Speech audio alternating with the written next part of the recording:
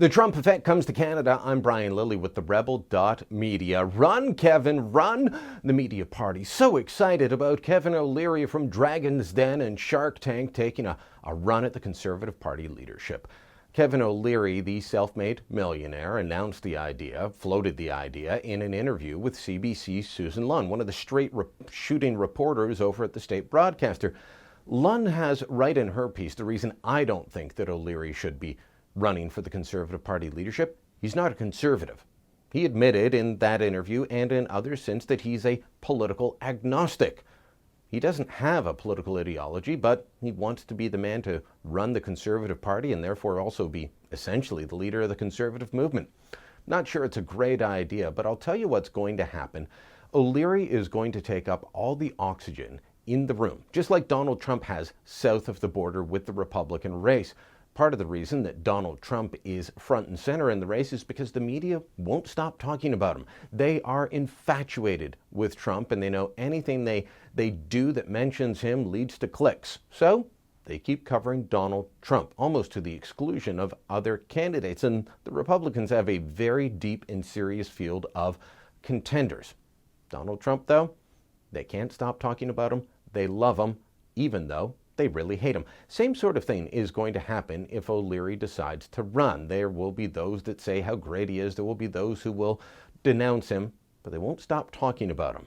That essentially could help him win the Conservative Party leadership. No doubt about it. But like I've said, the man is not a conservative and therefore disqualifies himself. Not that it's hurt Donald Trump. Donald Trump is not a Republican. He's not a conservative. He was a liberal Democrat for much of his life, voted for Barack Obama, was a registered Democrat until 2009, has held mostly liberal Democrat views most of his adult life.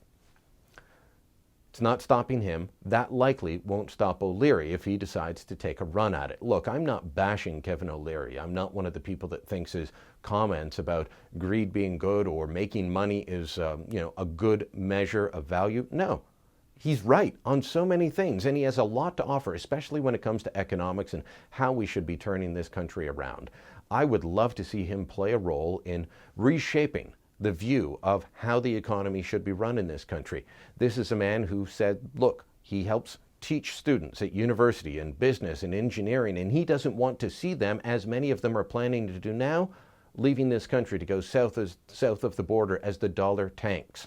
We've got real economic problems, and we could use the wisdom, the experience of someone like O'Leary, someone who's turned companies around, someone who knows how to make money.